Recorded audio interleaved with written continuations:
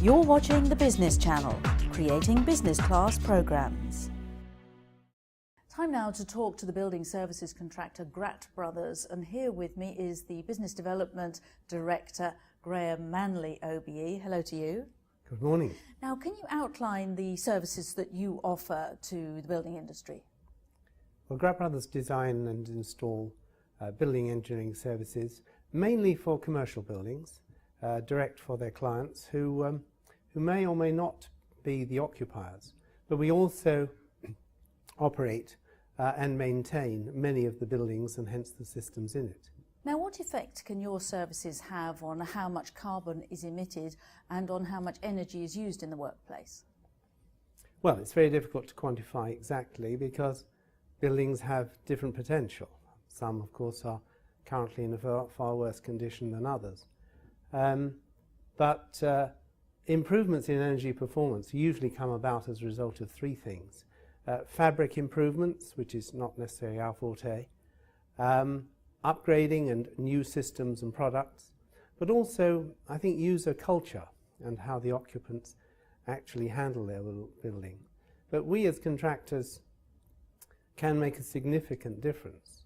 I have, in fact, recently completed a project where the saving was just in excess of 50%, and mainly through the first two actions of fabric and new systems. So there's a significant potential for many buildings and many clients.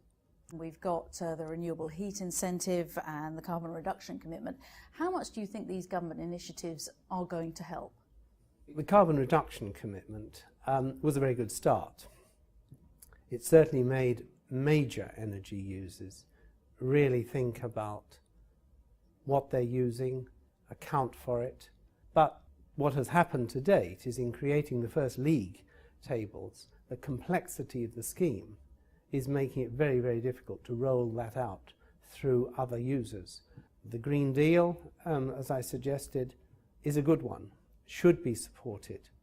But the complexity of rolling that out across the country with all the vast range of energy improvement measures to not only an appropriate standard and quality, but one that actually benefits the occupier is a real challenge. And I think the biggest worry is that any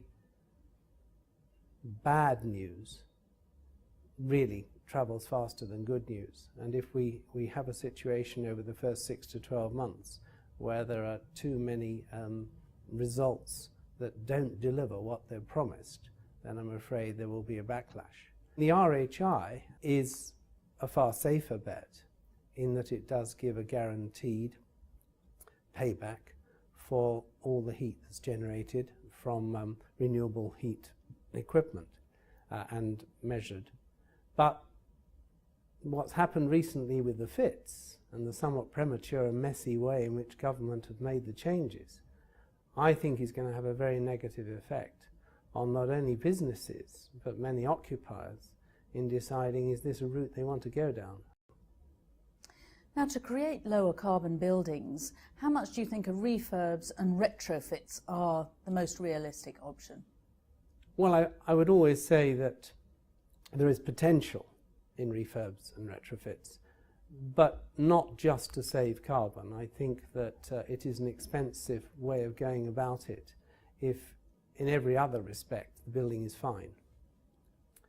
It works, I think, when as part of a refurbishment you take the opportunity to upgrade systems and products.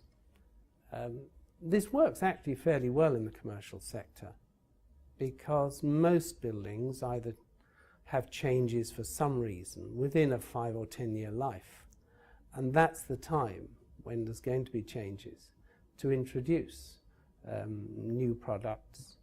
I mean, lighting is a perfect example where you can make huge benefits and huge savings just by refurbishing the lighting. But you wouldn't just change lighting for lighting's sake, but if you were refreshing a building, that's the time to do it.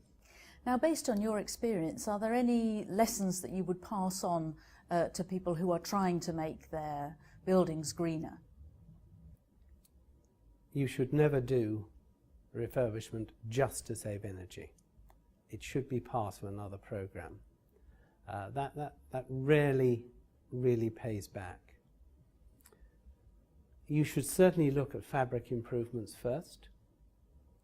Seal the building, make sure that the heat losses and general energy use is reduced as much as possible. Then you look at the engineering services and measures. If it's an occupied building, it's absolutely essential to take the occupants with you. Share with them the plans, how they'll be involved, what the results might be, and perhaps even more importantly, what the aspirations are for the building. Get buy-in from the occupants. In engineering terms, I've always believed that much as sophistication is possible these days, that's the worst thing we should do. Keep it simple. That way it's bound to will work, and the occupants understand it. Now, is there anything more, do you think, that the government could be doing or should be doing to enable a low-carbon economy? I actually wonder whether we're actually at a time when what may be possible is to launch a campaign about the way we use our energy and our attitudes to it. It would be even more helpful if it could be a cross-party statement as opposed to a government policy. And it needs to be a long-term message about our whole attitude to energy.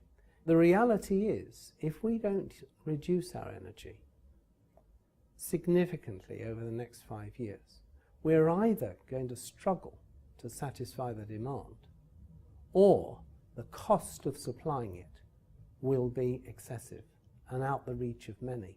So neither of those options are very attractive. And I think if the government worked on a bit of a long-term drip approach to say we need to change our culture to a culture that says wasting energy is bad, I would like to think that was better than trying to legislate. Let's hope it's possible. Well, Graham Manley from Gratt Brothers, thank you very much. Thank you.